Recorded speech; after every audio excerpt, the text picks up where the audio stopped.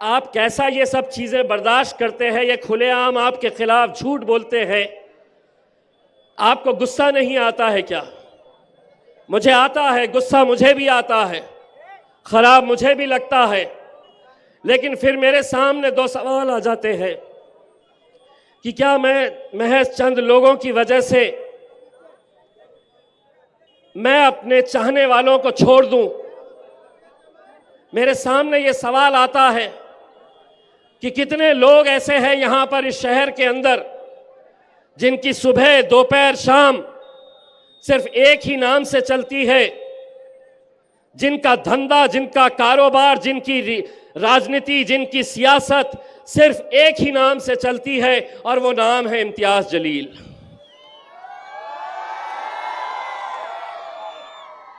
इनके धंधे, इनकी दुकानें, इनकी हर चीज खत्म हो जाएगी।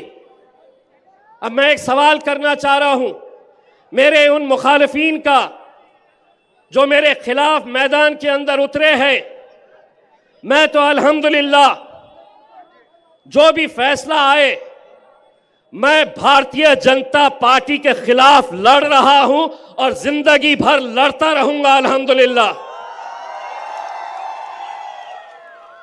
लेकिन तुम अपनी जब महफिलें सजाते हैं, तुम अपने जब जलसे इसी रास्ते के ऊपर जब तुम सजाते हैं, तो क्या कभी तुम भारतीय जनता पार्टी, शिवसेना का जिक्र करते हैं? तुम्हारी तकरीर की शुरुआत होती है इम्तियाज जलील के नाम से और खत्म होती है इम्तियाज जलील के नाम से। यानी कि मतलब यह है कि तुम स्टेज पर तो खड़े हैं एक शख्स बोलकर, लेकिन तुम्हारे मुंह में जो जबान चल रही है वो अतुल सावे की और भारतीय जनता पार्टी की जबान बोल रहे हो तुम। उनमें हिम्मत नहीं है, वरना खुली चुनौती है। जिस प्लेटफॉर्म के ऊपर अतुल सावे, जगह तुम्हारी, दिन तुम्हारा, वक्त तुम्हारा, तुम तय करो और आओ हम बहस करते हैं सियासी तौर के ऊपर कि तुमने इस इलेक्शन के अंदर क्या मुसलमानों को पैसा देकर तुमने खड़ा नहीं किया है। एक बात मैं कहना चाहता हूं, मैंने आज तक उनका नाम नहीं लिया, लेकिन आज मजबूरन मुझे यह कहना पड़ रहा है, डॉक्टर साहब, आप हमारे पार्टी के सीनियर लीडर थे। आप आज जिस पैसे का दंगा नाच कर रहे हैं, आप हो सकता है उस पैसे से कुछ वोट खरीद सके, लेकिन यह आवाम की मोहब्बत बिकने वाली नहीं है। यह आवाम को आप पैसों से खरीद नहीं सकते हैं। मैं आज ये जरूरी समझता हूं, आज मैंने उनका एक इंटरव्यू देखा जहां पर उनकी इतनी जुर्रत कि वो मेरे कायद बैरिस्टर असदुद्दीन अवैसी साहब के बारे में किस तरह के लहजे का इस्तेमाल कर रहे। यकीन मानिए, हम हर चीज बर्दाश्त कर सकते हैं, लेकिन असदुद्दीन अवैसी हमारे बड़े भाई अगर हिंदुस्तान के अंदर सियासी बेदारी अगर पैदा करने का काम किए हैं, नौजवानों में सियासी शऊर जिन्होंने लेकर आए, उस शख्स के खिलाफ तुम इतने बड़े हो गए कि तुम उनके खिलाफ गाली का इस्तेमाल कर रहे, गलत लहजे का इस्तेमाल कर रहे। और किस लिए? मैंने 10 साल पार्टी के लिए काम किया। डॉक्टर साहब, कभी हैदराबाद जाइए, 25-25 साल, 30-30 साल के वहां के मजलिस के कारकुन, मजलिस से मोहब्बत करने वाले, कभी आज तक असद साहब के फैसलों के खिलाफ नहीं गए। एक टिकट की वजह से आप मेरे खिलाफ बात कर रहे। पूछिए असदुद्दीन अवैसी साहब से, जब वो पिछला इलेक्शन हारे, मैं गया था असद भाई के पास। पूछ लीजिए असद भाई से, मैंने कहा था असद भाई उन्होंने मेहनत किए थे, हार गए, उनको हम पार्टी का एक अहम पोस्ट देनी चाहिए। मेरे बोलने के ऊपर मैंने असद साहब से गुजारिश की थी, तब जाकर उन्हें महाराष्ट्र का कार्याध्यक्ष का पोस्ट दिया गया था। आज एक टिकट नहीं दिया गया तो इम्तियाज जलील ऐसा, मजलिस ऐसी।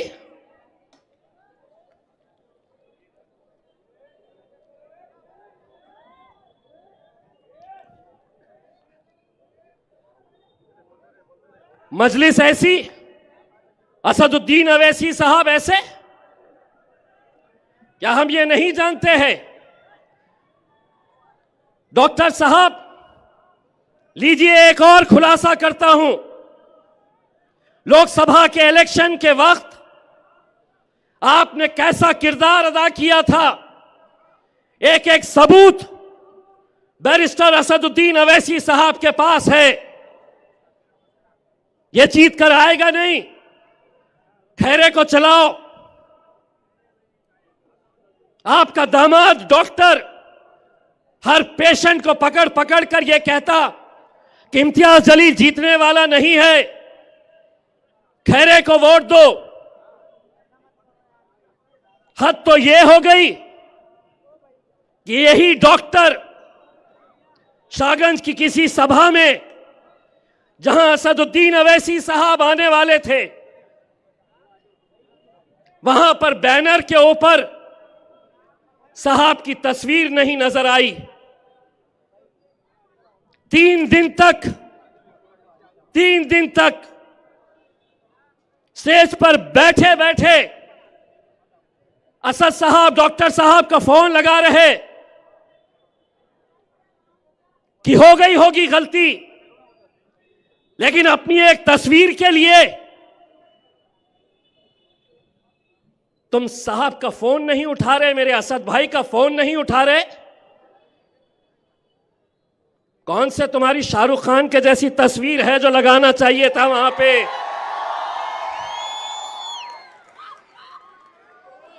कौन सा तुम्हारा खूबसूरत थोबड़ा था कि वहां पे इतनी बड़ी तस्वीर लगाते? कई जगह पर कई ऐसे लोग हैं जो हमारे, लेकिन अगर इतनी बड़ी पोस्ट के ऊपर बैठा हुआ शख्स अपने खायत का फोन नहीं उठा रहा क्योंकि किसी ने उनके ऐसे पोस्टर के ऊपर उनका तस्वीर नहीं लगाई, तो सोचिए उसकी जहनियत कैसी होगी। यकीन मानिए, डॉक्टर साहब जिस तालीमी इदारों को औरंगाबाद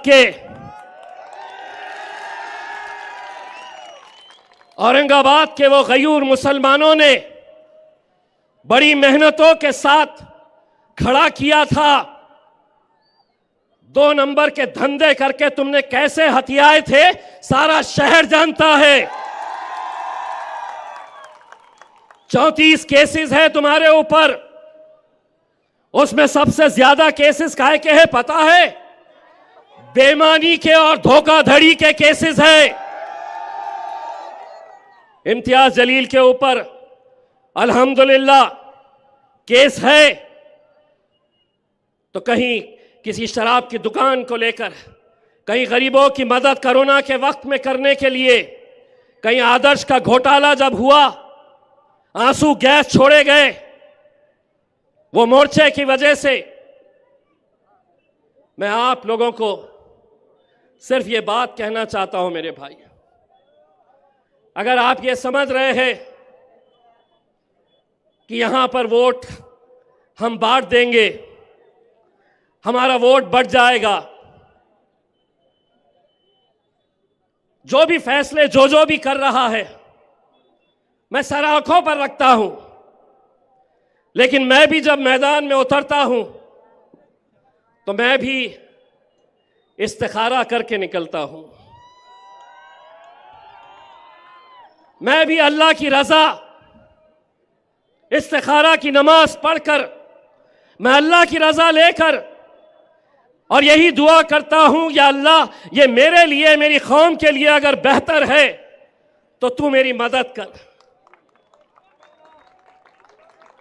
और वो तमाम लोग जो मेरे खिलाफ आज हुक्म जारी कर रहे हैं, मैं उन्हें बड़े अदबन इल्तिजा के साथ ये कह रहा हूं, अगर अपना ईमान के ऊपर यकीन है तो एक बात ये भी समझ लेना, अल्लाह ने ये कहा है तो इज़्ज़ मंतशा व तज़िल्ल मंतशा, इज्जत का और जिल्लत का देने वाला खुदा है मेरे भाई।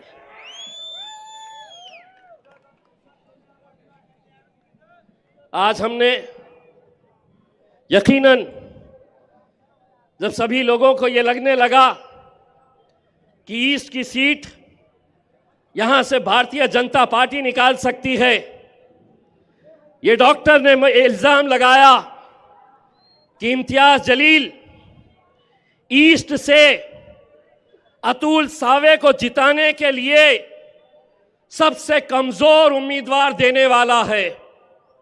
यह है सबसे कमजोर उम्मीदवार, मैं हूं सबसे कमजोर उम्मीदवार।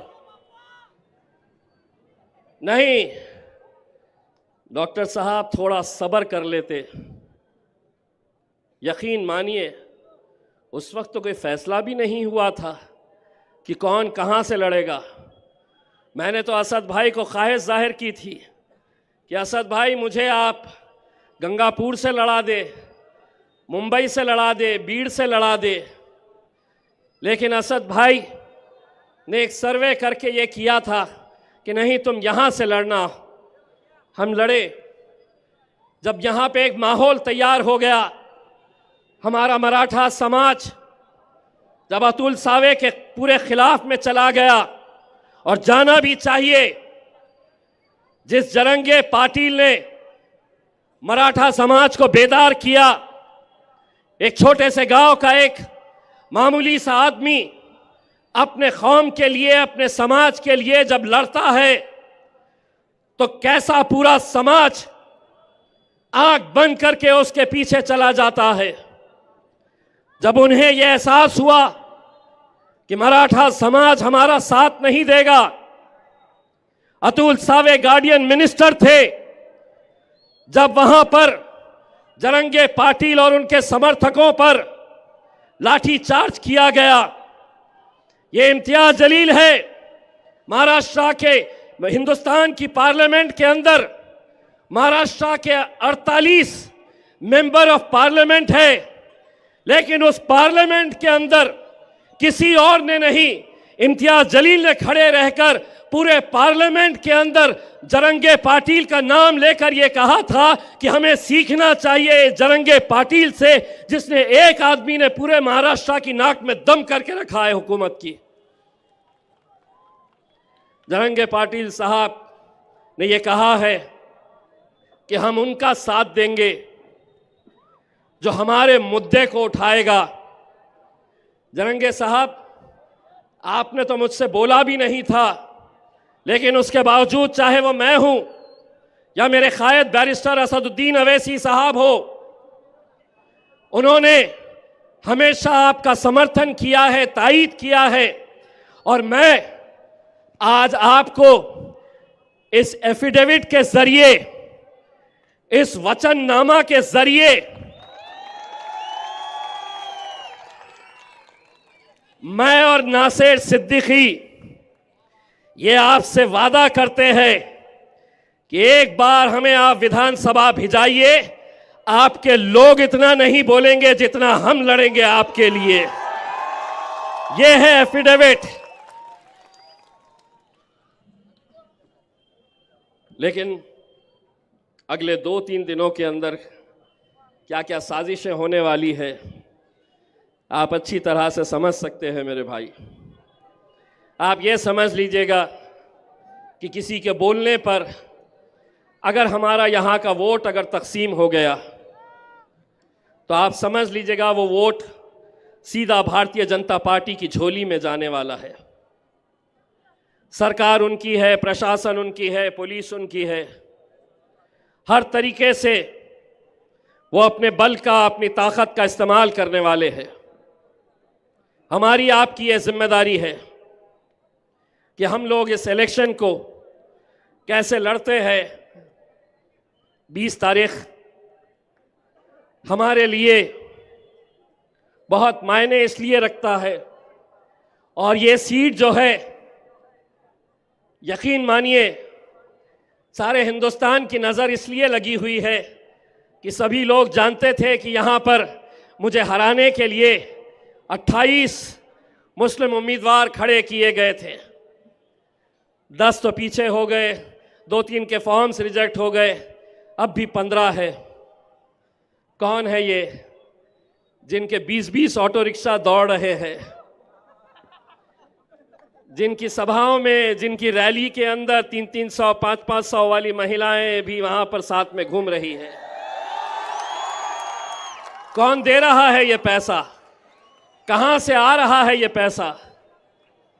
हम सबको ये सब मालूम है, लेकिन अगर हम बढ़ गए तो शायद 5 महीने पहले जो हमारी ख्वाहिश थी,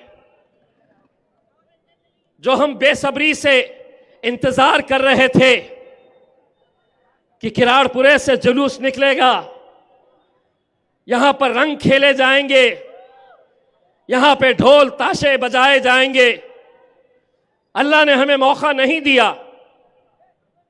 लेकिन हम अल्लाह की मसलहत, अल्लाह की रजामंदी, जो भी फैसला है, मैं हमेशा ये बात कहता हूं, हमारा काम सिर्फ मेहनत करना है। जीत और हार का फैसला मेरे भाई अपने रब के ऊपर छोड़ना। हम सिर्फ मेहनत करें। मैं असद भाई, मैं आपको आज एक बात कहना चाहता हूं। मैंने अल्हम्दुलिल्लाह 10 साल ये आवाम ने मुझे सीने से लगाए रखा, मुझे अपना बेटा समझा, अपना भाई समझा, और मैंने जितना हो सकता है मैंने उनके लिए जो कुछ भी बन सकता है। कोई भी इंसान मेरे भाई परफेक्ट नहीं होता है। मैं कोई फरिश्ता नहीं हूँ, मैं भी इंसान हूँ, गलतियाँ मुझसे भी होती है। लेकिन 6 साल पहले किसी की शादी में नहीं आया तो नाराज़, किसी के दुकान के उद्घाटन के लिए नहीं पहुंच सका तो नाराज़। हम कब तक ऐसी छोटी छोटी बातों की वजह से हमारी जो बड़ा लक्ष्य है उसको हम खो देंगे? 22 मार्च 2022 ये वो दिन है जब मैंने अपनी दुनिया खो दिया था। 22 मार्च 2022 को तकरीबन 20 दिन पहले रात के 10 बजे का वक्त मैं मेरी वालदा के साथ हंसी मजाक कर रहा था। ज़रा भी ऐसा लगा नहीं था कि आगे क्या होने वाला है। मैंने कहा कि मम्मी मुझे एक दावत में जाना है, मैं दावत में जाके वापस आता हूँ। और मैं चला गया। मुझे घर पहुँचने में लेट हुआ। मेरी वालदा मेरे बहन के पास थी, वो अपने घर चली गई। दूसरे दिन मेरे भाई का फ़ोन आता है कि वालदा को ब्रेन स्ट्रोक हुआ है। वो 20 दिन अस्पताल में कैसे हमने निकाले। मुझे ऐसा लगता है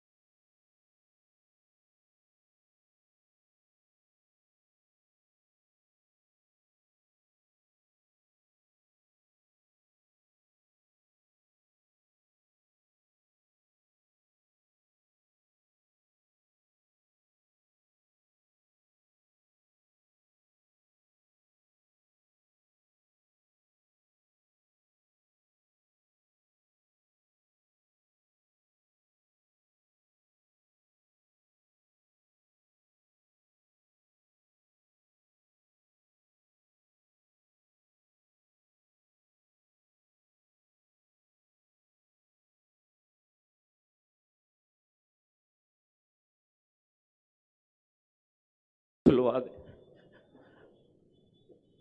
मैं पूरा वक्त मेरी माँ को देना चाहता था। मैं वो स्क्रीन पर देख रहा था कि उसके हार्ट बीट्स किस तरीके से खत्म होते जा रहे थे। शायद वो अपने बच्चे की आवाज़ खामोशी में भी सुन रही थी कि ये सब छोड़ना चाहता है, अपनी आवाम की मोहब्बत, ना उसको एमपी चाहिए ना एमएलए चाहिए, वो मेरे साथ रहना चाहता है। मैंने हर इंसान अपने माँ से मोहब्बत करता है, लेकिन मेरी दुनिया मेरी माँ थी। इन 10 सालों के अंदर मैं अगर लोगों के करीब गया तो मैं अपनी माँ को वक्त नहीं देता था जितना वो चाहती थी। रात में 1 बजता हो 2 बजता हो, वो बेड के सामने एक स्क्रीन लगा हुआ था सीसीटीवी का, वो इंतज़ार करती थी कि कब गाड़ी आएगी, कब उसका गुड्डू आएगा।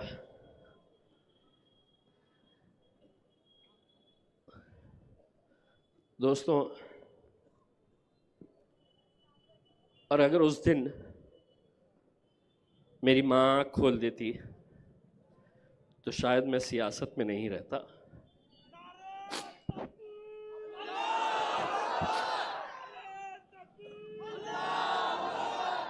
क्योंकि दुनिया में तुम हर चीज़ पा सकते हैं, दौलत, शोहरत, नाम, हर चीज़ तुम्हें मिल सकती है। नौजवानों, मैं तुमसे ही अपील करना चाहूँगा, ये दौलत को जाने मत देना। बहुत खुशनसीब है वो लोग जिनकी माएँ हैं। मेरे वालिद साहब का इंतकाल करीब 30 साल पहले हुआ, तो मुझे बड़ा, एक भाई की हैसियत से, नतीजा कुछ भी आए, एक बात यहाँ से ज़रूर लेकर जाना, मुझे वोट देना नहीं देना, मुझे इतना अफसोस नहीं होगा, लेकिन कभी किसी की माँ मिल जाए मुझे और वो मुझसे अगर ये कहे कि बेटा तुम्हारे बोलने की वजह से हमारा बेटा अब हमें मोहब्बत से देखता है, गले लगाता है, प्यार करता है, तो मैं समझूंगा इसमें मेरी जीत है मेरे भाइयों।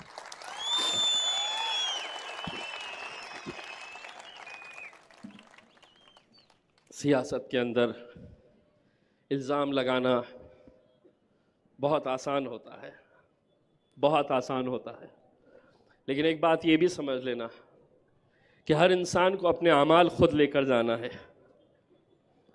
आपके अमाल आपके साथ जाएंगे, मेरे अमाल मेरे साथ जाएंगे। अगर कोई गुनाह हो रहा है मेरे से, तो ऐसा नहीं है उसकी सज़ा मैं आपको दिलवाऊं। ऊपर वाला हर चीज़ पे नज़र रखता है, और ये फ़ैसले जब मैं लोगों के मुंह से सुनता हूं कि इम्तियाज़ जलील ने ऐसा किया है, इम्तियाज़ जलील, मैं शुरुआत में बहुत मुझे भी ख़राब लगता था कि कैसे बेबुनियाद इल्ज़ाम मुझ पर लगाए जा रहे हैं, कैसा कहते हैं। अलग अलग तरह की बातें जब मैं सुनता हूँ, कहीं ना कहीं मुझे भी लगता है कि चलिए ये बोलने वाले कितने होंगे, 10 लोग, 20 लोग, 25 लोग, 50 लोग, 100 लोग हो सकते हैं, 200 लोग हो सकते हैं, लेकिन अल्हम्दुलिल्लाह इन 10 सालों के बाद भी अगर इनकी मोहब्बत में कमी नहीं आई है तो मुझे उन 100 लोगों की परवाह नहीं है मेरे भाई। मैं आप लोगों की मोहब्बत के सहारे, मैं आप लोगों की मोहब्बत के सहारे यकीनन इस इलेक्शन के अंदर जो भी हो, आप जीतेंगे या आप हारेंगे, लेकिन औरंगाबाद वो मुकाम है कि जहाँ पर हमें इस बात का फ़ख्र है कि हमने एक इत्तेहाद की मिसाल यहाँ पर क़ायम की है। यहाँ से हम एमएलए जीते, यहाँ से हम एमपी बनकर गए, पूरे हिंदुस्तान को दिखाए हमने कि हमारा इत्तेहाद क्या हो सकता है। किसी की नाराज़गी इम्तियाज़ जलील से अगर हो सकती है तो इम्तियाज़ जलील के ख़िलाफ़ आप फ़ैसला लें, लेकिन मेरे छोटे भाई नासिर सिद्दीकी का क्या कसूर है? नासिर सिद्दीकी के लिए क्यों नहीं आवाज़ उठाई गई? हम जीत रहे हैं मेरे भाई, इंशाअल्लाह नासिर सिद्दीकी औरंगाबाद से एमएलए बनकर ज़रूर जाएगा मेरे भाई, ज़रूर जाएगा। बस आप लोगों से इतनी इल्तिजा करना चाहूँगा कि 20 तारीख के दिन अगर हमारा वोटिंग परसेंटेज अगर 80% से कम है तो आप समझ लीजिएगा कि 23 तारीख तक इंतज़ार करने की ज़रूरत नहीं रहेगी। हमारा फ़ैसला 20 तारीख के दिन ही हो जाएगा, क्योंकि उन इलाक़ों के अंदर जिस तरीक़े की वोटिंग की तैयारियां की जा रही है, 5 महीने पहले लोकसभा का जब इलेक्शन हुआ तो 30%, 22%, 52%,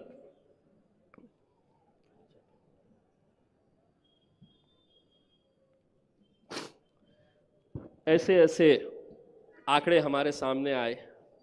क्या वजह है कि बाकी के 45%, 48% लोग क्यों वोट डालने के लिए नहीं जाते हैं? आप निकलिए मेरे भाइयों, इलेक्शन के दिन बहुत साजिशें होने वाली है, बहुत हथकंडे अपनाए जाने वाले हैं। आपके इलाके का माहौल ख़राब करने की कोशिशें की जाएगी ताकि आपके हमारे घर की माएँ और बहनें ना निकल सके। यह आपकी ज़िम्मेदारी है और मैं तमाम उन माओं और बहनों से अपील करना चाहूँगा कि फ़जर की नमाज के बाद फ़ौरन आप आकर लाइन में खड़े हो जाए। 7 से 10 बजे के बीच में जितनी हमारी घर की माएँ और बहनें हैं उनको आप वोटिंग करवा दें और उसके बाद इंशाअल्लाह आप लोग भी लाइन के अंदर खड़े रहे। बस जाते जाते फिर से एक बात कहना चाहूँगा, मेरा यकीन बहुत है इस बात के ऊपर, तो इज़्ज़ु मन तशा तज़िल्लु मन तशा, इज़्ज़त का और ज़िल्लत का देने वाला खुदा है मेरे भाइयों। बहुत बहुत शुक्रिया, जज़ाकल्लाह।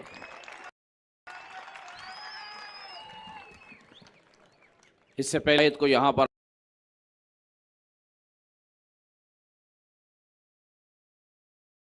साहब हमारे बीच में मौजूद है, जोरदार तालियों से उनका इस्तकबाल कीजिए। स्टेज पे तशरीफ़ फरमा मेरे और आपके कायदे मोहतरम बैरिस्टर असदुद्दीन अवैसी साहब, इम्तियाज़ जलील साहब, गुजरात के सदर साबिर काबलीवाला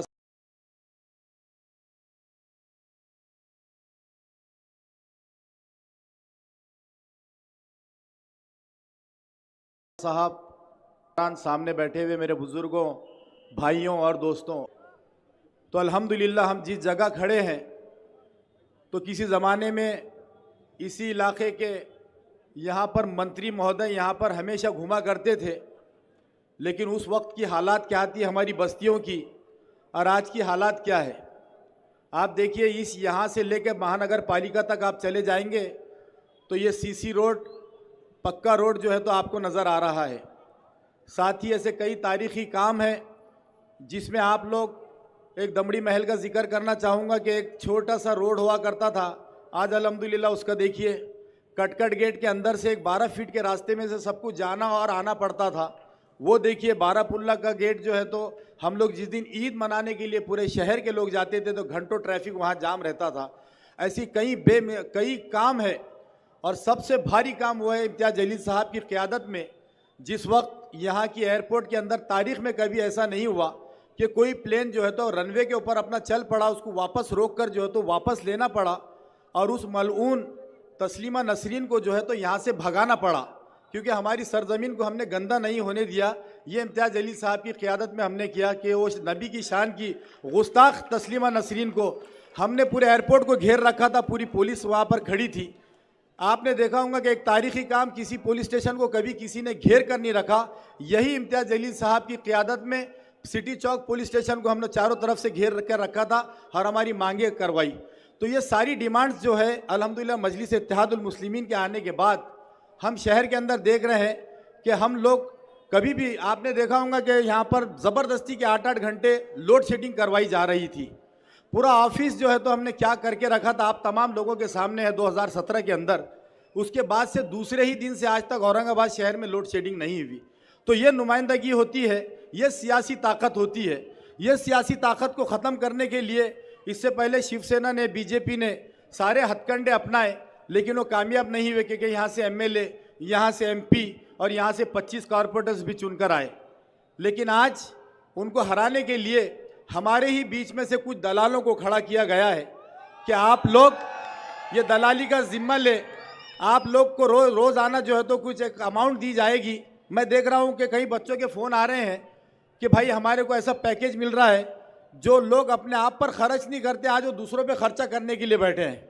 आज मैं बताना चाहता हूँ जिम्मेदारी से कि ये दलालों को सिर्फ और सिर्फ मजलिस नहीं, मैं समझता हूँ यहाँ की आवाम ने जो मजलिस को ताकत दी, और ये पार्टी, मैं समझता हूँ कि मैं तो बहुत छोटा सिपाही हूँ, लेकिन इसके अगर कोई रखवाले और कोई मालक है इसके, तो बैरिस्टर असदुद्दीन साहब और ये जनता है जो ये मजलिस इत्तेहादुल मुस्लिमीन के ये मालक हो सकते हैं। तो ये बराए रास्त इम्तियाज़ जलील साहब ने अभी कहा कि नासिर सिद्दीकी नहीं, खुदा की कसम जिस दिन इम्तियाज़ जलील साहब हारे थे उसी दिन ये सोचा था कि अल्लाह पाक एक एमपी लिया है तूने, हमको 2 एमएलए तो ये शहर से तूने देना ही चाहिए। उस दिन ये दुआ किया था, इंशाअल्लाह 23 तारीख को हमारी ये दुआ ज़रूर कबूल होगी। तो आप लोगों से यही अपील करना चाहूँगा कि बहुत सारे लोग ये सोच रहे हैं कि हम नहीं जीत रहे हैं, लेकिन ये बोला जा रहा है कि ये दोनों को गिराना है यहाँ से, लेकिन मैं समझता हूँ कि मुकाबला उनका और आप लोगों का है। अब आपको जीतना है या उनको हराना है, ये आप लोग फैसला करेंगे 20 तारीख को, और दोनों तरफ इंशाअल्लाह मजलिस के दोनों उम्मीदवारों को आप कामयाब करेंगे, ऐसी उम्मीद करता हूँ। कायदे मोहतरम को आप लोग सुनने के लिए बेचैन हैं, मैं अपनी जगह लेता हूँ। शुक्रिया, खुदा हाफिज़। मैं अब आपके बीच में बुलाने जा रहा हूँ कुल हिंद मजलिस इत्तेहादुल मुस्लिमीन के कौमी सदर मेरे कायद अलहाज बैरिस्टर असदुद्दीन ओवैसी साहब को ज़ोरदार नारे से इनका इस्तकबाल कीजिए। कौन आया, कौन आया? हमारे बीच में गुजरात से यहाँ पे कुल हिंद मजलिस इत्तेहादुल मुस्लिमीन के गुजरात के प्रेसिडेंट आली जनाब साबिर काबुलीवाला साहब मौजूद है। मैं उनसे गुजारिश करता हूँ कि वो कुछ मिनट यहाँ पे आपके सामने बात रखें। अस्सलाम वालेकुम रहमतुल्लाहि व बरकातहू। अब इतने बड़े बड़े शेर जो यहाँ पर स्पीच दे रहे हैं, उसके सामने मेरी ज़बान खोलने वाली नहीं थी, लेकिन अब जब साहब ने कहा है तो मैं कुछ 2 लफ्ज़ बोलूँगा। आपने इम्तियाज़ जलील साहब के कामगिरी जो देखी है, लोकसभा के अंदर भी देखी है, और उनकी मेहनत भी देखी है, उनकी जज्बा भी आपने देखा है। जब लोकसभा लड़ने के लिए जब आए थे यहाँ पर, तो उनके पीछे कितने भेड़िए पीछे पड़े कि उनको हराने के लिए। आज वही भेड़िए आज इनके पीछे वापस लगे हैं, नासिर साहब और इम्तियाज़ साहब को हराने के लिए। आपको 20 तारीख के दिन एकजुट होकर एक एक घर में से सबको बाहर निकालकर इम्तियाज़ जलील साहब को और नासिर साहब को जिताना है। आज किसी ने सही कहा है, बटोगे तो कटोगे। अपनी कौम बट गई है अलग अलग फिरकों में। आज 75 साल हो गया, 75 साल हो गया देश आज़ाद हुआ, अपना एक नेता अपना बना नहीं पाए। आज बैरिस्टर अशोक साहब जो यहाँ पर आए हैं, आप देखते हैं पूरा इंडिया तो क्या पूरा वर्ल्ड के अंदर इम्तियाज जलील साहब और बैरिस्टर अशोक साहब को का नाम जो इज्जत से लिया जाता है, वो आज सत्ता पर बीजेपी है, उनको उनका नाम भी ऐसे लिया नहीं जाता है।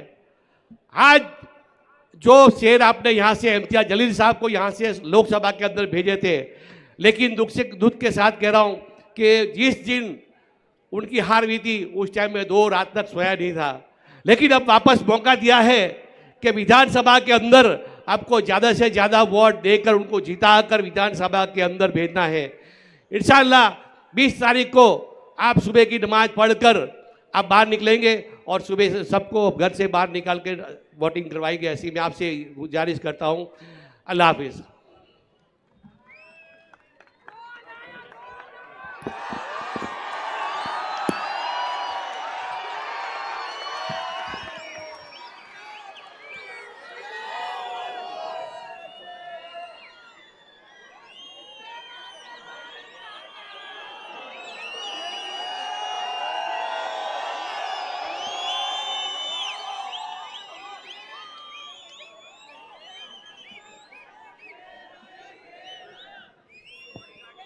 बिस्मिल्लाहिर्रहमानिर्रहीम। अस्सलाम वालेकुम व रहमतुल्लाहि व बरकातहू। मोअज़्ज़िज़ हाज़रीन इकराम, बुज़ुर्गान कौम और मिल्लत, मेरी इज़्ज़तदार माँ और बहनों, गयूर नौजवान साथियों, शहनशीन पर तशरीफ़ फरमा मजलिस इत्तेहादुल मुस्लिमीन महाराष्ट्र के सदर वो साबिक़ा रुकन पार्लिमान, वो उम्मीदवार औरंगाबाद ईस्ट मोहतरम जनाब इम्तियाज़ जलील साहब, जनाब नासिर सिद्दीकी साहब जो मजलिस इत्तेहादुल मुस्लिमीन औरंगाबाद सेंट्रल के उम्मीदवार हैं, गुजरात से तशरीफ़ लाए मजलिस इत्तेहादुल मुस्लिमीन के सदर जनाब साबिर काबुलीवाला साहब, जनरल सेक्रेटरी मेरे छोटे भाई जनाब शकील समा साहब, दिल्ली के मजलिस इत्तेहादुल मुस्लिमीन के सदर मोहतरम जनाब जामाई शोएब जामाई साहब, शहनशीन बतशरीफ़ फरमा मुफ्ती अब्दुल सत्तार इशाती साहब और हैदराबाद से तशरीफ़ लाए मजलिस इत्तेहादुल मुस्लिमीन के सीनियर क़ायद व रुकन बल्दिया मोहतरम जनाब सलीम बेग साहब, मेरे छोटे भाई जनाब मंसूर खां साहब, मेरे तमाम मजलिस से रुफ़क़ा, अज़ीज़ान मिल्लत इस्लामिया, औरंगाबाद के इस तारीख़ी शहर के तमाम ज़िम्मेदारान, मेरे अज़ीज़ दोस्तों और बुज़ुर्गों, अभी आप और हमने मोहतरम इम्तियाज़ जलील साहब की एक जज्बाती गुफ्तगू और तकरीर को सुना। मैं इम्तियाज़ जलील साहब के जज्बात की हम तमाम कदर करते हैं और इम्तियाज़ जलील ने अपनी माँ को जो खोया उस गम का और उस तकलीफ़ का इजहार आज उन्होंने यहाँ पर किया। आप लोग शायद नहीं जानते कि इम्तियाज़ जलील बेहद बीमार हैं। उनके हाथ में अभी भी ग्लूकोज और दवाएं दी जा रही हैं, वो नीडल उनके हाथ में लगी हुई है। हम तो सिर्फ यही दुआ कर सकते हैं कि जिन हजरात के माँ बाप जिंदा हैं, अल्लाह उनको सेहत से बक़ैद हयात रखे और जिनके माँ बाप इस दुनिया से चले गए, अल्लाह सुब्हाना व तआला उनकी मग़फ़रत करे, अल्लाह उनकी ख़बरों को कुशादा फरमा दे।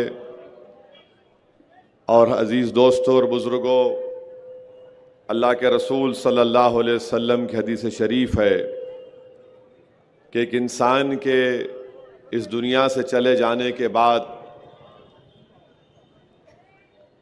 उसको फ़ायदा पहुंचता है। सहाबा इकराम ने पूछा कि दुनिया से चले जाने के बाद कैसे उस आदमी को फ़ायदा पहुंचता है जो इस दुनिया से चला गया। तो रसूलुल्लाह सल्लल्लाहु अलैहि वसल्लम ने फरमाया कि उसके नेक आमाल, ऐसे आमाल जिसके काम की शुरुआत करता है और उससे लोगों को, इंसानियत को फ़ायदा पहुंचता है। और दूसरा कहा कि नेक औलाद। और हमको हदीस शरीफ में ये भी तालीम दी गई कि कसरत से अपने मरहूम माँ बाप, वालिदैन के लिए दुआ करते रहो, उनकी मग़फ़रत के लिए। मैं इम्तियाज़ जलील की वालदा को जानता था, बड़ी खुश मिजाज खातून थी और बड़ा ही एक जज्बा रखती थी अपने ख़ानदान के गरीबों की मदद करने के लिए। अब ज़ाहिर है हर एक को इस दुनिया से जाना है, कोई आप और हम यहाँ ज़िंदा रहने वाले नहीं हैं। नहीं मालूम अल्लाह की तरफ से कब बुलावा आ जाए। मगर मेरे अज़ीज़ दोस्तों और बुज़ुर्गों, मेरी इस बात से आप तमाम मुत्तफ़िक़ होंगे कि अगर आप एक 75 साल के ज़ईफ़ खातून से या एक मर्द से पूछेंगे, बताओ तुम्हारी उम्र अगर 75 साल है तो तुम्हारी ज़िंदगी का सबसे गमगीन दिन कौन सा था, तो कहेगा कि जिस दिन मेरा बाप चला गया इस दुनिया से या मेरी माँ चली गई। तो ये गम ऐसा है कि आप और हम अपने ख़बर को लेकर जाते हैं। मगर मैं इम्तियाज़ जलील से कहूँगा कि अपने हिम्मत और अपने हौसले को बुलंद रखिए और आपके ऊपर एक ज़िम्मेदारी है कि आप ना सिर्फ मजलिस इत्तेहादुल मुस्लिमीन महाराष्ट्र के सदर हैं, बल्कि आपको अपनी माँ के अधूरे ख्वाबों को पूरा करना है। और मेरे अजीज़ दोस्तों और बुज़ुर्गों, मेरी आप तमाम से ये गुजारिश है कि ये जो विधानसभा के चुनाव हो रहे हैं, बहुत सी बातें हम सुन रहे हैं, बीजेपी की तरफ से बातें आ रही हैं। वज़ीर आज़म कह रहे हैं कि एक हैं तो सेफ हैं, योगी कह रहे हैं कि कटेंगे तो बटेंगे, फडणवीस कह रहे हैं, क्या क्या कह रहे हैं आप जानते हैं। मगर बुनियादी बात इस विधानसभा में यह है कि सबसे बड़ा मसला कीमतों का है। जो आज बुनियादी ज़रूरत की चीज़ें जिनकी कीमतें आसमान को छू रही हैं, उसका जिक्र नहीं किया जा रहा है। ख़वातीन महाराष्ट्र के महिलाओं की सेफ्टी के बारे में कोई बात नहीं कर रहा है। मराठा रिजर्वेशन के बारे में कोई बात नहीं हो रही है। कोई ये जिक्र नहीं कर रहा है कि मुस्लिम अक़लियत पर कितने हमले हुए, जिसमें हालिया हमला वो था जो 70 साल के बूढ़े को ट्रेन के डब्बे में उसको मारा और पीटा गया। मेरे अजीज दोस्तों और बुजुर्गों, हम वजीर आजम को, फडणवीस को और शिंदे को बताना चाह रहे हैं कि ये जो ऐलान कर रहे हैं कि हम लाडली बहना में 1550 रुपये दे रहे हैं, मैं औरंगाबाद मार्केट का रेट नरेंद्र मोदी को, शिंदे को और फडणवीस को और अमित शाह को बता रहा हूं। अब रेट बोलेंगे तो वो समझेंगे कि हम वहां से पार्टी से एमएलए को रेट दे के ला लिए। रेट ये है वजीर आजम, क्योंकि आप तो चाय बेचकर वजीर आजम बन गए।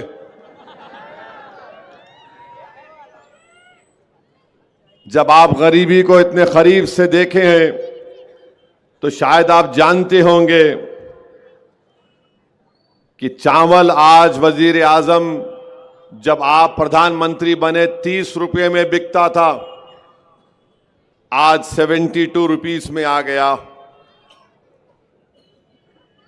गेहूं आटा 20 रुपये था, 45 रुपये हो गया।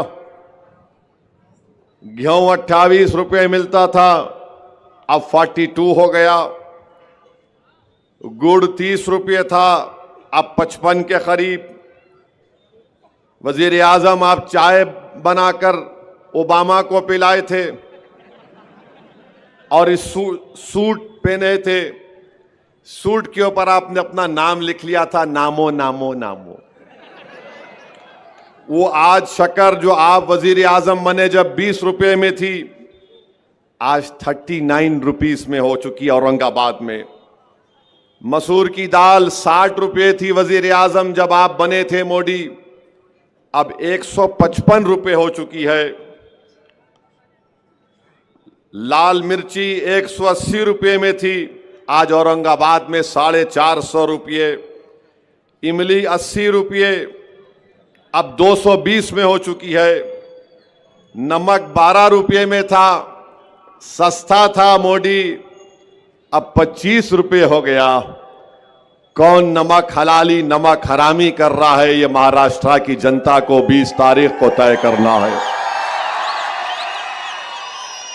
मीठा तेल 80 रुपये में था 2014 में, 10 साल में 160 रुपये हो गया। वजीर आजम आप तो वेजिटेरियन है, मैं नॉन वेजिटेरियन हूं। भिंडी 20 रुपये में थी, अब 50 रुपये में हो गई। बैगन 15 रुपये में था, अब 40 रुपये में हो गया। तो हम लोग दखनी जबान में क्या बोलते हैं, 20 तारीख को ये जितने हमारे खिलाफ खड़े बैगन को बोलो।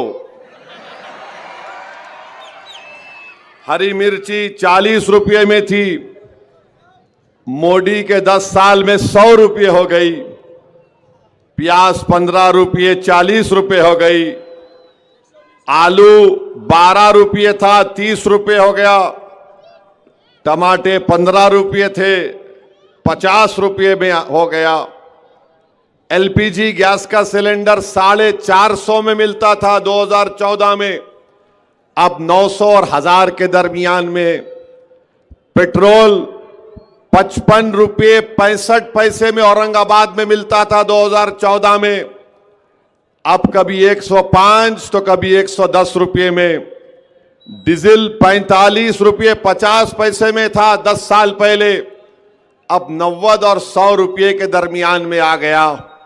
अगर आप इसमें से 6-7 चीजों को निकाल लेंगे, पेट्रोल डीजल को छोड़ के और सिलेंडर को मिला लेंगे, तो करीब एक गरीब के घर में खाली इन चीजों को खरीदने के लिए 1900 से 2000 रुपये निकल जा रहे हैं। और शिंदे, मोदी, अमित शाह, फडणवीस पुकार कर महाराष्ट्र के गरीबों का मजाक उड़ा रहे हैं। हम 1500 रुपये दे दिए, 1500 रुपये दे दिए। हम पूछना चाह रहे शिंदे से, फडणवीस से, मोदी से, अमित शाह से, चलो मैं भी देता हूं तुमको 1500 रुपये, तुम खाते क्या महीने में देखेंगे। चलो, गरीब की गुर्बत का मजाक उड़ा रही है बीजेपी। लाडली बहना एक 1500 रुपये डाल रहे, 1900 रुपये छीन ले रहे। इसको बोलते गुजरात स्कीम। इस पर कोई बात नहीं कर रहे। ये सावे भी नहीं बात कर रहे। तुम्हारे खिलाफ कौन है नासिर? ना जायसवाल बात कर रहे। हिंदू मुस्लिम, हिंदू मुस्लिम। वो बच्चों को सुलाते थे ना, बच्चों ने जुज्जू झक्का, मामू झक्का सो जा प्यारे, जुजू जक्का मामू जक्का सो जा प्यारे। हिंदू मुस्लिम बस उतना ही। ज्यादा बोले कि वो 1500 सदी में वो बादशाह था, उसके बारे में बोलो। अब मैं उसका जानशीन हूं। नहीं, वो ऐसा हुआ था। अरे 2024 की बात करो, 2014 से 24 में तुमने चावल, गेहूं, जवारी, गुड़, शक्कर, मसूर की दाल, इमली, नमक, मीठा तेल, लाल मिर्ची का पाउडर, भिंडी, बैगन, ये सब आसमान को छू रहे। मगर इन्हों क्या करे औरंगाबाद में आके, हम नाम बदल दिए। अबे नाम बदल दिए तो सस्ता कहीं को नहीं हो रहा, फिर ये बोल। कुछ भी नहीं हो रहा। माने ये कर दिए, वो अरे क्या करे तुम। और 1500 रुपये दिए। शिंदे साहब आपके घर से नहीं दे रहे, ये महाराष्ट्र की जनता का पैसा है, किसी के बाप का खानदान का पैसा नहीं है। और आज मैं यहां से महाराष्ट्र के गरीबों को पैगाम दे रहा हूं, 1500 रुपये अगर मिले, 3000 भी मिले, लो इस्तेमाल करो। मगर जब 20 तारीख को गए जाएंगे तो पतंग के निशान पर बटन दबा दो आप, इंशाअल्लाह ताला। औरंगाबाद में 6 दिन में एक मर्तबा पानी, 8 दिन में एक मर्तबा पानी को तरसा दिए। रोड नहीं है, मोरी नहीं है, काम नहीं होता। यहां पर औरंगाबाद के लिए टेक्सटाइल पार्क मंजूर हुआ, 2023 में अमरावती को लेकर चले गए। इस डिवीजन में 2026 के 6 महीने में 250 किसान खुदकशी कर लिए। मगर मोदी की जबान पे कुछ नहीं आता। और फिर बोलते मोदी है तो मुमकिन है। मैं गरीब परिवार से आया, मैं चाय बेचकर आया। अरे तुम क्या क्या बोलते, ये तो बताओ फिर ये महंगाई के लिए क्या कर रहे हो। तो बोले हमारे को जिता दो, हम 1500 की जगह 2000 कर देते। अरे तमाशा है। हारून का खजाना निकला क्या महाराष्ट्र में, बांटते जाएंगे सो। मेरे भाई इस पर कोई बात नहीं करते। अब आपको बता रहा हूं, महाराष्ट्र में पूरा लिख के लाया आज।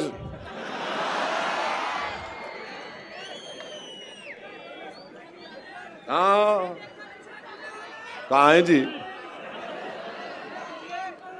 महाराष्ट्र में नहीं, फोन में है। फोन में सब है, सबका भी है, उनका भी है, उन पे भी बोलता हूं। हाँ, पूरे हर डॉक्टर का इलाज हकीम करता है ये। हाँ,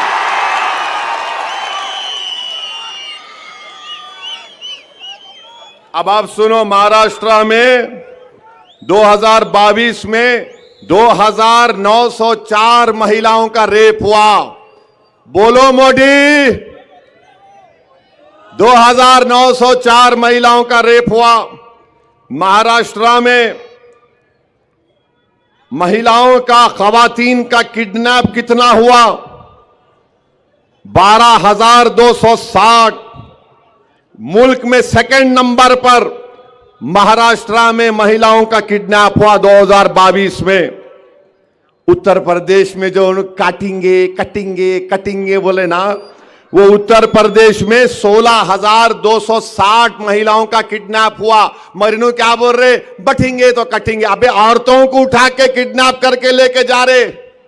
महाराष्ट्र में 12,260 महिलाओं का किडनैप हुआ। असॉल्ट हमले कितने हुए महाराष्ट्र में? Intent to outrage her modesty 11,512 Maharashtra में।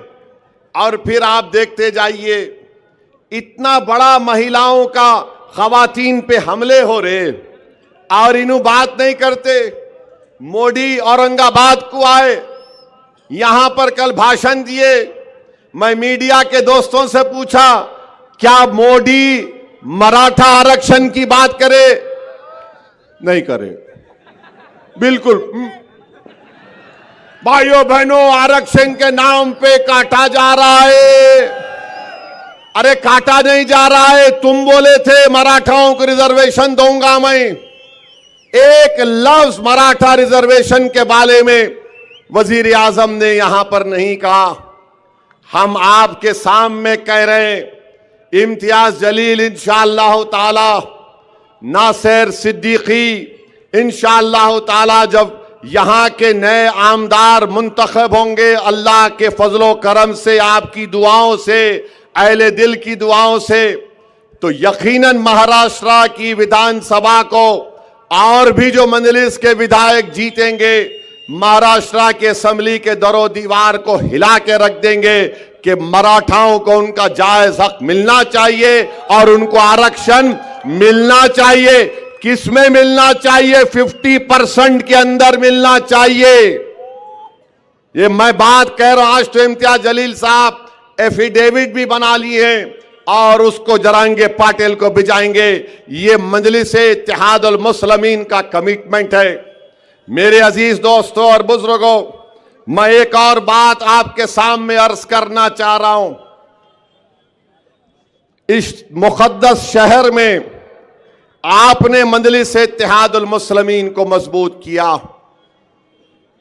आपने इसकी बुनियादों को डाला, आपने एक आलीशान इत्तेहाद और सियासी शऊर, अपनी ताकत की एक इमारत को तामीर करना आपने यहां पर शुरू किया।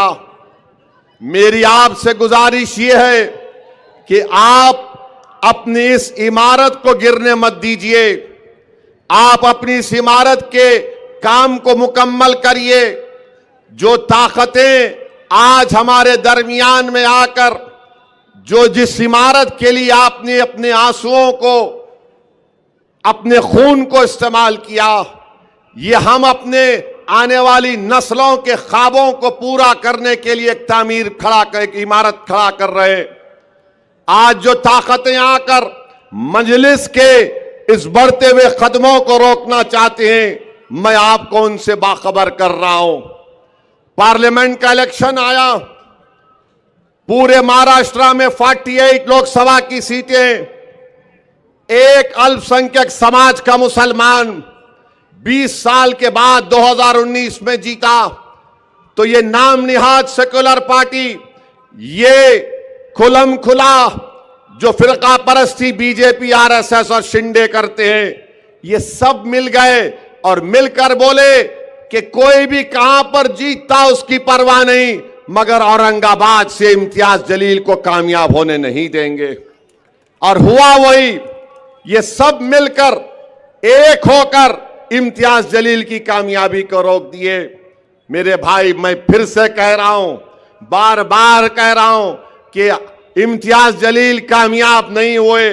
यकीनन इसमें आपका नुकसान हुआ, महाराष्ट्र के मजलूम अवाम का नुकसान हुआ, इस मुकद्दस और तारीखी शहर के बाशिंदों का नुकसान हुआ, बल्कि भारत के उन गरीब 13.5 करोड़ अल्पसंख्यक समाज का, दलितों का नुकसान हुआ, जो बड़ी उम्मीद की निगाहों से इम्तियाज जलील को देख रहे थे कि पहले मर्तबा का रुकने पार्लियामान है और किस बेबाकी के साथ भारत की सबसे बड़ी पंचायत में खड़े होकर अवाम के मसाइल को उठाता है। वो आज तड़प रहे हैं। आपको अंदाजा नहीं है कि चाहे उत्तर प्रदेश हो, बिहार हो, लोग जब कभी मुझे एयरपोर्ट पर या रेलवे स्टेशन पर या कहीं मिल जाते, मुझसे एक ही बात की शिकायत करते, असद साहब, इम्तियाज साहब कैसे हार गए। सब यही बोलते, असद साहब, इम्तियाज साहब कैसे हार गए। मेरे भाई, इम्तियाज जलील की कामयाबी नहीं हुई और उसकी वजह से मैंने अपने एक बाजू को खो दिया। मैं अपने एक बाजू को खो दिया। मैं आपके सामने झोली फैलाकर आपसे इत्तेहाद की भीख मांग रहा हूं, औरंगाबाद के गयूर अवाम। मैं तो अपने एक बाजू से खो दिया, मगर तुम इम्तियाज जलील और नासिर सिद्दीकी को कामयाब करोगे इंशाअल्लाह ताला। ये ना सिर्फ आपके लिए, सेंट्रल और ईस्ट के लिए जरूरी है, उसके तरक्की के लिए, बल्कि महाराष्ट्र की विधानसभा में कोई जाकर लड़े आपके लिए, आपकी आवाज बनकर लड़े। दूसरे भी लड़ रहे हैं जो 5 मिनट 2 जुमले सही नहीं बोल सकते, जो 5 मिनट 2 जुमले सही नहीं बोल सकते, अलिफ को ते को जीम बोलते, समझे आप? अलिफ को ते को जीम बोलते। 2 चश्मी है भी नहीं मालूम, उनको जेर जबर नहीं मालूम, मगर गाली देंगे असदुद्दीन ओवैसी को और इम्तियाज जलील को। आपको महाराष्ट्र की विधानसभा में सोचो, तसव्वुर की दुनिया में लेके जाता हूं। अगर इम्तियाज जलील महाराष्ट्र की विधानसभा में खड़े होगा, सोचो आप, कोई खड़े होकर अगर कोई बदतमीजी करेगा तो कौन उसका दलीलों के साथ जवाब देगा? किस में इतनी काबिलियत है? कौन मुदल्लिल तरीके से हुकूमत को अपने दलाइल से झुका देगा? तो वो इम्तियाज जलील और नासिर सिद्दीकी होंगे इंशाअल्लाह ताला। ये जो लड़ रहे हैं ना, जीतने के लिए नहीं लड़ रहे हैं, हराने के लिए लड़ रहे हैं। अच्छा, ये क्या महाविकास अघाड़ी है? ये क्या महाविकास अघाड़ी है? ईस्ट से कांग्रेस लड़ रही है, समाजवादी पार्टी भी अघाड़ी का हिस्सा है, मगर उनका कैंडिडेट यहां पर है। मालेगांव में उनका कैंडिडेट है, कांग्रेस का भी है। धूलिया में फारूक शाह के खिलाफ समाजवादी भी है और उद्धव ठाकरे का भी कैंडिडेट है। ये क्या प्लानिंग क्या है? वही प्लानिंग जो पार्लियामेंट में किए थे कि पूरे मिलके इसको हरा देंगे, मंजलिस को हरा देंगे। जीतना इनका मकसद नहीं है मेरे भाई, हराना इनका मकसद है। अगर आप मंजलिस के हक में वोट देंगे तो आप अपनी क़यादत को मजबूत करेंगे। आपको अपनी सियासी क़यादत को मजबूत करना है। और याद रखिए, अगर सियासी क़यादत नहीं होगी, हम अपने मसाइल को हल नहीं करवा सकते। महाराष्ट्र में आपने शुरुआत की, आपने बताया दुनिया को कि सरजमीन हैदराबाद के आगे भी, उसके बाहर भी हम औरंगाबाद की आवाम ने अपनी सियासी क़यादत को बनाने का काम शुरू कर दिया। इसीलिए तमाम के तमाम तकलीफ में आ गए।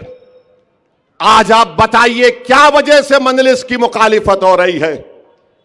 क्यों तुम मुखालिफत कर रहे हो?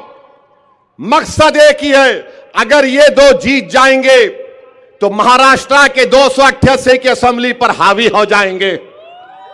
इनको मालूम कि अगर ये मंजलिस के नुमाइंदे जीत कर महाराष्ट्र की विधानसभा में जाएंगे तो सेटिंग नहीं होगी, फिक्सिंग नहीं होगी। ये इम्तियाज जलील और मंजलिस की दुश्मनी की वजह यह भी है क्योंकि आपने पूरी दुनिया में एक मुनफरिद मुकाम पैदा किया। एक नापाक शख्स ने रहमतुल आलमीन सल्लल्लाहु अलैहि वसल्लम की शान में गुस्ताखी करने की कोशिश की तो महाराष्ट्र से कहीं एहतजाज की आवाज नहीं उठी। अगर आवाज उठी तो औरंगाबाद से उठी। औरंगाबाद के एक एक फर्द को सलाम, औरंगाबाद के गयूर उलमाओं को सलाम, औरंगाबाद के उन माओं को सलाम जिन्होंने ऐसे जियालों को पैदा किया, जिसने भारत को बता दिया कि अगर कोई कमली वाले पर बकवास बकेगा तो हम अपनी गुलामी का सबूत देंगे। और आपने एहतजाज का परचम बुलंद किया। दुनिया हैरान थी, बीजेपी परेशान थी, आरएसएस डर गई। ये आखिर क्या हो गया औरंगाबाद की आवाम को कि हजारों की तादाद में गाड़ियों में निकलते हैं और कहते हैं लब्बैक या रसूल अल्लाह, लब्बैक या रसूल अल्लाह। यही वजह है यही वजह है कि आज मजलिस के खिलाफ एक मंसूबा बनाया गया, आपके इत्तेहाद के किले को कमजोर करने के लिए। आपके इश्क नबवी को देखकर, आपके गुलामी नबवी को देखकर ये तमाम बातिल ताकतें कोशिश कर रही हैं कि आपको रोका जाए। और कैसे रोका जाए? फर्द को रोक सकते, मगर जमात को रोकने का तरीका ये इनके पास है कि इनके उम्मीदवारों को कामयाबी से रोक दिया जाए। ये अब आपको फैसला करना है। आप तमाम को एक होकर 20 तारीख के दिन आपको अपने वोट का इस्तेमाल करना है। पतंग के निशान पर बटन दबाकर आप पैगाम दीजिए उन लोगों को जो हमारे इत्तेहाद को कमजोर करना चाहते हैं। मैं आपसे वादा कर रहा हूं और मैं आपसे अपना गिरेबान फैलाकर आपसे भीख मांग रहा हूं। औरंगाबाद की आवाम, आपने मुझे बहुत मोहब्बतों से नवाजा। मैं आपका मखरूज हूं और जिंदगी भर मखरूज रहूंगा। 20 तारीख के दिन तुम मेरे इस पैगाम को लेकर जाओ कि उम्मीदवार इम्तियाज या नासिर नहीं, उम्मीदवार असदुद्दीन ओवैसी है तुम्हारे सामने, याद रखो। मैं तुम्हारे सामने खड़ा हुआ हूं, मैं तुम्हारे लिए आवाज उठाते रहूंगा। मैं तुम्हारी आवाज था, हूं और रहूंगा। उम्मीदवार इम्तियाज नहीं है, उम्मीदवार नासिर सिद्दीकी नहीं है, उम्मीदवार औरंगाबाद से असदुद्दीन ओवैसी है। तो आज असदुद्दीन के नाम पर आपको पतंग कर बटन दबाना पड़ेगा, इम्तियाज नासिर के नाम पर नहीं। मैं अपने आप को तुम्हारे सामने पेश कर रहा हूं। मैं ईस्ट की जनता से वादा कर रहा हूं कि दारुस्सलाम की तरह इंशाअल्लाह ताला मैं वहां पर एक दफ्तर कायम करूंगा। ईस्ट औरंगाबाद में दफ्तर कायम करेंगे। जिस तरह हैदराबाद के दारुस्सलाम में काम होता है, उस तरह ईस्ट में इंशाअल्लाह ताला काम होगा। मैं आपसे वादा कर रहा हूं कि अस्पताल बनाना मेरी एक नीयत भी और ख्वाब भी है, मगर इंशाअल्लाह ताला मैं आपसे वादा कर रहा हूं ईस्ट औरंगाबाद की जनता से कि साल में कम से कम 5 से 6 मरतबा इंशाअल्लाह ओवैसी हॉस्पिटल के पूरे हर शोबे के डॉक्टरों को लाकर 2 दिन का मेडिकल कैंप साल में 6 मरतबा ईस्ट के उन तमाम स्लम इलाकों में मैं लगाऊंगा। हिंदू मुसलमान दलित नहीं देखेंगे। तीसरा, मैं आपसे वादा कर रहा हूं और यहां पर मजलिस के कॉरपोरेटरों से कह रहा हूं, अगर कोई आराम से अपने तकिए पर बैठ के सो रहा है कि नहीं मैं ही लड़ूंगा, नहीं प्यारे, दौड़ना पड़ेगा, मेहनत करना पड़ेगा। अगर तुम जमात के लिए कामयाब करोगे नासिर को, इम्तियाज को, अब जबकि मैं खुद अपने आप को पेश कर दिया हूं, तो तमाम कारपोरेटर से कह रहा हूं तुम मेहनत करो। तुम्हारे को ये अवाम मुझसे आकर कहेगी कि साहब इसको टिकट दो। अगर आप मेहनत नहीं करेंगे तो मैं माजरत चाहता हूं, शिकायत का मौका आप मत दो। मैं इन कारपोरेटर से भी कह रहा हूं, भागो, दौड़ो, क्योंकि अगर आपको कारपोरेटर बनना है और जिस किसी को भी बनना है, आप मेहनत करो, इंशाअल्लाह ताला जरूर अल्लाह उसका अजर आपको देगा। चौथी बात मैं आपको बता रहा हूं कि हमारी कोशिश होगी कि यहां पर ये मासूम बच्चे जो हैं, खवातीन जो हैं, उनके लिए एक ट्रेनिंग सेंटर खास तौर से बनाया जाएगा, जहां पर उनको अच्छी अच्छी चीजें सिखाने की हम कोशिश करेंगे। ये 4-5 चीजों का मैं ऐलान कर रहा हूं, मगर 20 तारीख को आप याद रखो कि अब आपके सामने इम्तियाज का चेहरा नहीं, आपके सामने नासिर का चेहरा नहीं, आपके सामने असदुद्दीन है। असदुद्दीन के नाम पे आपको वोट देना है। आप लाज रख लो इस जमात की। मेरे भाई, आप बताओ, जिसको 2-2 मरतबा टिकट हमने दिया, आज वो शख्स कहता है कि मजलिस ऐसी है, मजलिस वैसी है। अरे मैं तुमसे कह रहा हूं, अंजुमन इशाअत तालीम की बुनियाद औरंगाबाद के दानिश्वर इज्जतदार लोगों ने रखी थी। जरा इस पर भी गौर कर लो। तुम्हारे इदारों में जो गरीब टीचरों का इस्तेसाल हो रहा है, जरा रोक लो उसको, रोक लो उसको। और तीसरी बात, जो सावे से तुमको गुलाब जामुन, लड्डू, नान खलिया वेजिटेरियन भी आ रहा, तो बाज हमारे नौजवान गपागप ले रहे हैं। लो, मगर 20 तारीख को आसमानों पर पतंगी पिलाना मेरे भाई, पतंगी पिलाना। अरे ये कोई आकर मुझे कह दिया मैं 70 साल का हो गया, मेरे को एक मर्तबा टिकट दे दो। मैं बोला भाई ये कौन सा नया कानून है कि 70 साल का हो गए दे दो? तो कल एक बच्चा बोलेगा मैं 25 साल का हुआ, जवान हुआ, दे दो। सवाल इसका है कि आपको 2 मर्तबा दिया गया था। मैं यकीनन सोच रहा था, मगर आपने वर्किंग प्रेसिडेंट होते हुए आपने अपने रियासत के सदर की तौहीन की। आपने क्या क्या बक दिया, अनाब शनाब आपने बक दिया।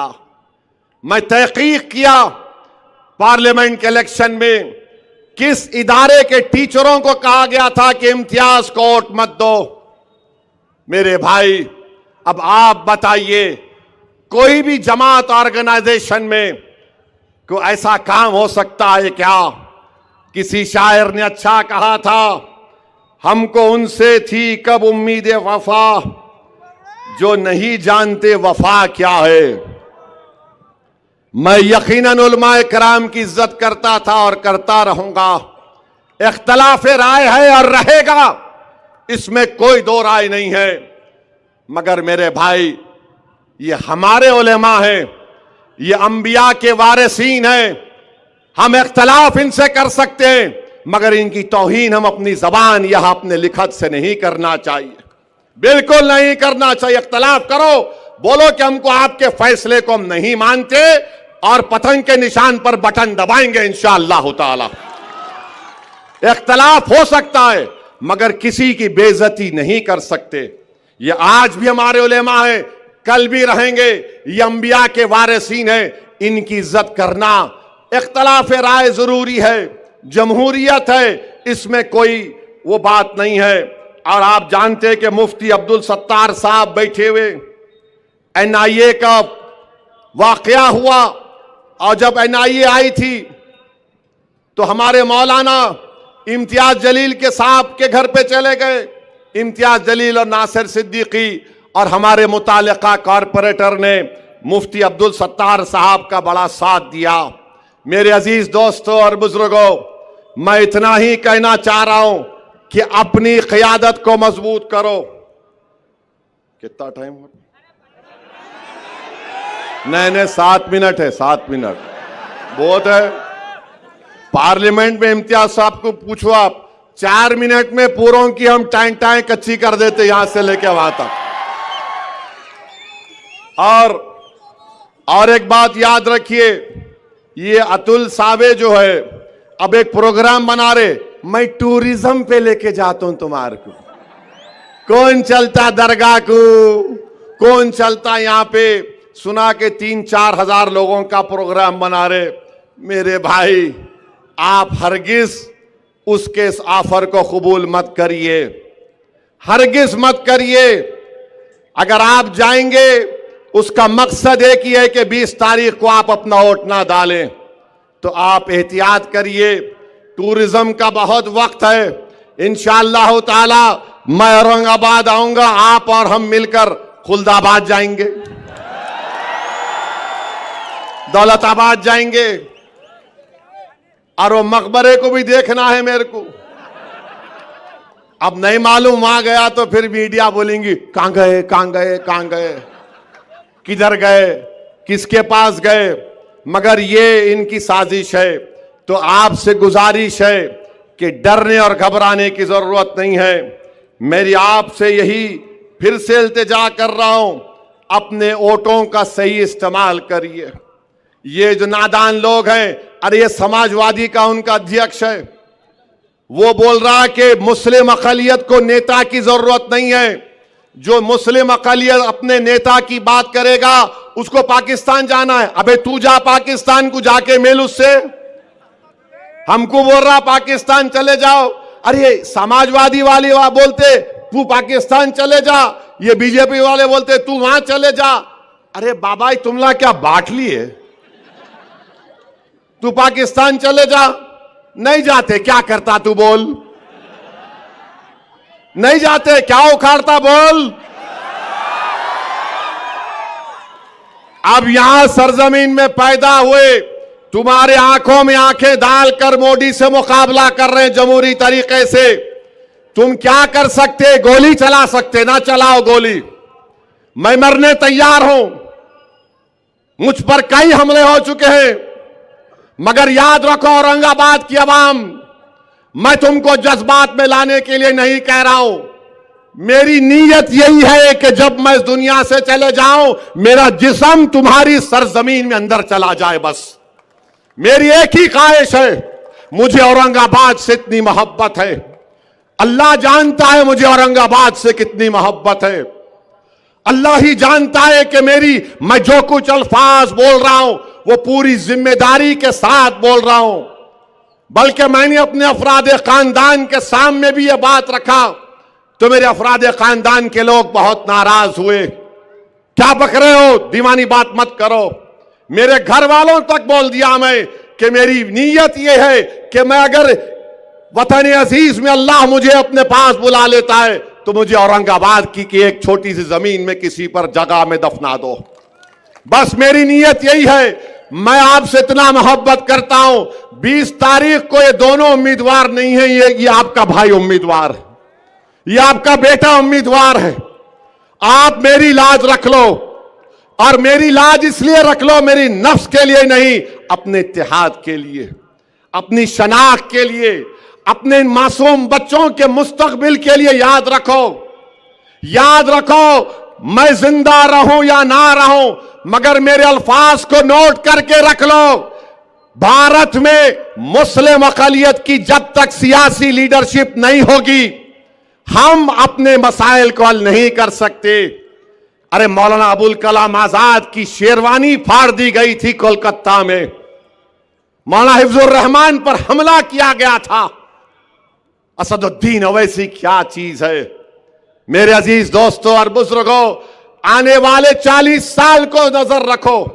मेरी कोशिश यही है कि मैं, इम्तियाज, नासिर, हमारे तमाम मजलिस के अरकान जब इस दुनिया से चले जाएंगे, हम यही चाहते हैं कि इस सरजमीन में 40 साल तक, 50 साल तक ऐसे लोग तैयार हो जाएं जो आपकी खिदमत कर सकें, जो असदुद्दीन इम्तियाज जलील से ज्यादा काबिल हो, जो नासिर सिद्दीकी से ज्यादा आवाम में जज्बा रखें खिदमत का।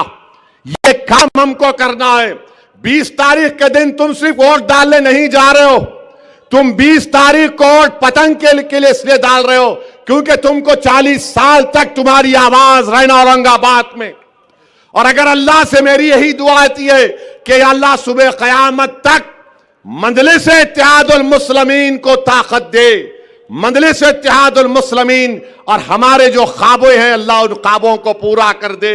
मेरे भाई, अल्लाह ने मुझे बहुत कुछ दिया, मगर मैं दौड़ा दौड़ा फिरता हूं। वक्फ का बिल हमारे सामने है। ये वक्फ का बिल अगर कानून बनेगा, मस्जिदें, दरगाहें, खानकाएं, कब्रस्तान गैर महफूज हो जाएंगी। तो वक्फ को बचाने के लिए 20 तारीख के दिन आपको पतंग के निशान पर बटन दबाना है। मेरा हाथ उठाकर जवाब दीजिए, क्या आप हिम्मत के मुजाहरे करेंगे? क्या आप उम्मीद के मुजाहरे करेंगे? क्या आप डरेंगे? क्या आप अपने हिम्मत और हौसले को बुलंद रखेंगे? क्या आप औरंगाबाद में असदुद्दीन ओवैसी को वोट देंगे? क्या आप असदुद्दीन ओवैसी को वोट देंगे? क्या आप अपनी जमात की क़यादत को मजबूत करेंगे? क्या आप उलमाओं की इज्जत करेंगे? याद रखो नौजवानों, बुजुर्गों, मेरी इज्जतदार मां और बहनों, ये लड़ाई 50 साल के लिए है, ये सिर्फ एक चुनाव की नहीं है। तो 20 तारीख के दिन आसमानों में क्या नजर आएगा? गलियों से क्या आवाज आएगी? घर से क्या आवाज आएगी? दिल क्या पुकारेगा? दिमाग और जिस्म क्या कहेगा? और हम क्या करेंगे? पतंग पतंग पतंग पतंग। आप तमाम से ही गुजारिश है, एक एक वोट को इस्तेमाल करिए, बीजेपी को जवाब दीजिए। ये लोग इस मुल्क को और देश को बर्बाद करना चाहते हैं। इत्तेहाद से अपने शहर को बचाइए, हिंदू मुस्लिम इत्तेहाद को मजबूत करिए, दलितों के इंसाफ के लिए लड़ना है। शुक्रिया, खुदा हाफिज, सलाम अलैकुम। मजलिस इत्तेहादुल मुस्लिमीन पतंग को औरंगाबाद जिंदाबाद। डर रहे, जोर से बोलो, औरंगाबाद औरंगाबाद औरंगाबाद।